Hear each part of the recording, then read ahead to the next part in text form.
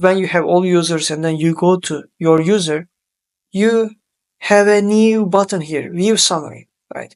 When you click on view summary, now you see a new record page, right? I emphasize once again, this overview will be the new record page of a user in the future. The main section here that we'll talk about is user access summary.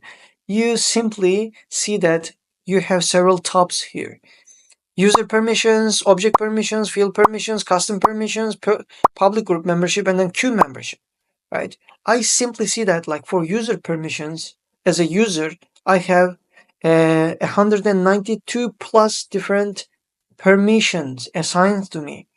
From high level, right? If you are not that much in these permissions, you may not understand that well that like, okay, I have so many permissions. But if you go deep, there are really powerful permissions. For example, these modify all data, right? Since you are a system admin, right, it is so normal for you to have this permission. But imagine that for any permission sets or users, standard users, if you assign somehow this modify all data permission, then you will have a problem.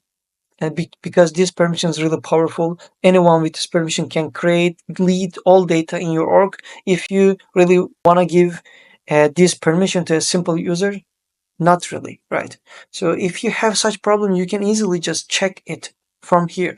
For user permissions, you can see everything. For object permissions, I can see that I have 115 different object permission. And from what is the permission level, right? For read, create, edit, I see all green because I'm a system admin. Yeah, when you go to the field permissions, you have many fields here, but you can all the time pick your own object, right? To check which fields it included to.